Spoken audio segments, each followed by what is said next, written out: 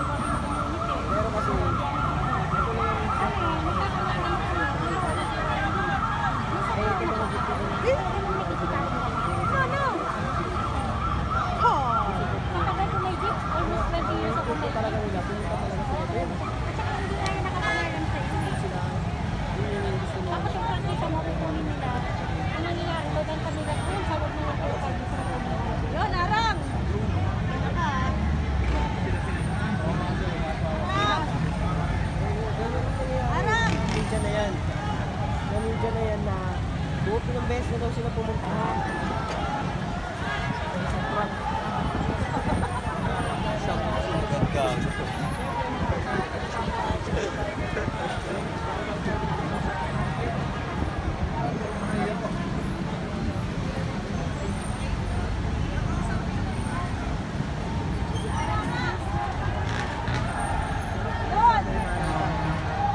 Babae dyan, magkakang muli talaga sila dyan.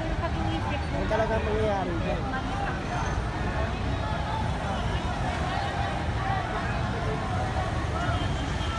Kasi guys, hindi lang basta jeep yung kalaban nila dito guys.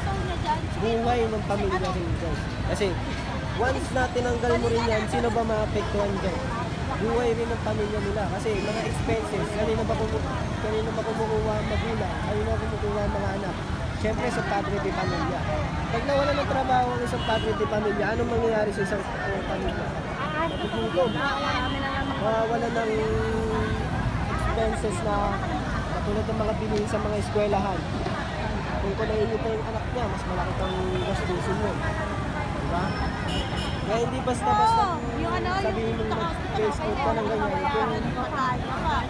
Kung walang mapagkukuhanan ng trabaho ng isang tatanggalan mo ng trabaho katulad ng jeep driver. Napakahirap din talaga yun guys. Kaya sa iba, madali lang sabihin niya kasi wala sila sa sitwasyon ng isang tao. Wala sila doon kasi kanya-kanya tayo sitwasyon sa buhay guys eh. Hindi mo pwedeng sabihin na ganito, ganyan, napakadali guys. Ganasin mo muna yung sitwasyon ng isang tao bago mo sabihin ng napakadali. Ganasin mo muna. Iba kasi mayaman na yan. May pera na yan.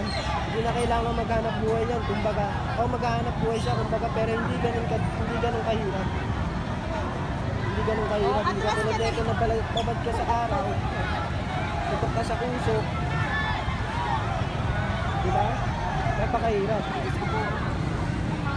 Totally guys, kailan lang nag-pandemic tayo. Tuligid yung pasado yung mga yan. Kasi, pandemic ka naman. Siyempre, kahit sa akin, ramdam ko rin yung hirap na yung gano'n. Napakahirap.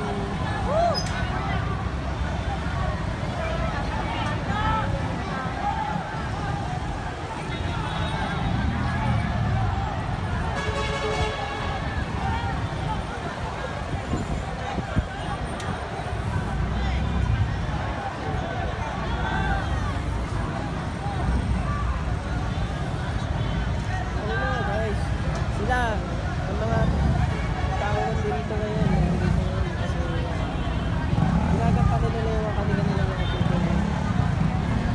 Sana naman maisip nila mga nasa itaas kung anong sitwasyon na nangyayari ngayon. Dahil sa ganitong usapin na dapat pinag-uusapan naman sa loob ng private, ay hindi ba dapat tumabot sa ganito na magkakaroon tayo sa akin. Kung kakausapin lang sila ng matino, bibigyan ng opportunity kung ano ang gusto nila, wala namang ganitong mangyayari. Kasi ang mga kapulisan din natin, nagtatrabaho lang din naman. At ang mga jeep driver din natin, may gusto lang rin naman yung parating. Yun, dapat. Ang sino dapat makausap, yun ang dapat rin nila makausap.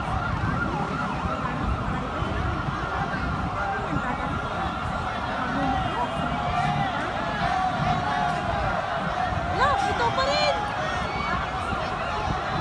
Napapasok siya. Sige, kung kami pumasok, hindi na po nakalabas siya.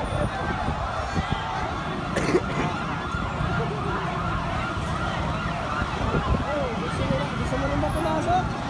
Pasok mo na ito.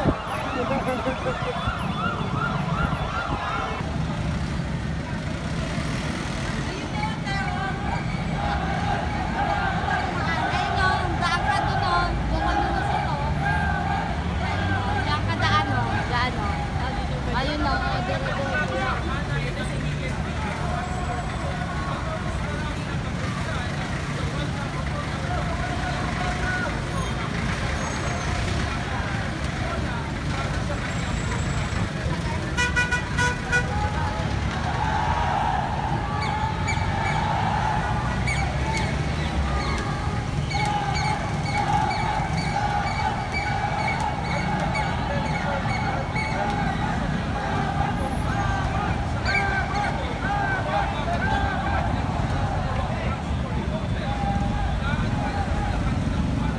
Tumari, babayad ka ng festival. Ha? Pag ikaw kukuha ng PM, harin na dito, ang babayaran mo, pera pa inyo, utang may mga loko-loko. Ika, ha? Ngayon tayo nananawagan sa SFRB. Nang amin naman mga jet, tayo naman ang bumili. Ha? Ay pagkagandang yan, ay kaya nga natin bumili ng sasakyan. Ay pag tayo dinikit, sigurado nakabili ng jet. Huwag ninyo kami tumuruan na bumili para kami tumabang. hello guys, welcome back on another episodes of my vlog on the Jamie Fins vlog. And then after yung binablog yung kahapon yun sa may Espanya Boulevard, and then sa Belen to and welcome to Rotonda sa may Sun Residence. And then so with that yung nangyari din yung kahapon yung ano niya, ang Jeepney Transport Strikes, yung laban sa Piston and yung Manibela. So yung parang na nangyayari at nagfildo yung ano niya, hindi diniretso sa Mendiola dahil sa wala pa sila ng mga permit ng at yung mga in-advise na rin sila dahil sa hinaharangan nila mga pulis at yung mga galing sa probinsya ng Laguna, Cavite, Batangas. Ito yung nangyari yung at pati ng Metro Manila para sa Jeepney Transport Strike, yung para sa nananap nung nangyari kahapon. At yun lang. So kung gusto niyo makikisubscribe sa akin ng YouTube channel, at bago lahat yung mag-end ko yung video ko dahil hindi binablog ko yung after magta 10 days na kasi, and then dahil sa hindi na binablog ko yung sunog nung nakaraan linggo sa Calaon Street sa Londes, Quezon City, at yung first alam nyo ay residential yun parang nangyari kasi ito yung paano yun yung linggo ng umaga yun po nakaraan ng January 7. So binidyo ko nga yun at abangan nyo na to yung susunod pa rin yung next vlog natin. At gusto niyo mag-subscribe, like and comment at i-share at i-copy yung video natin sa susunod na vlog natin. So And paalam na.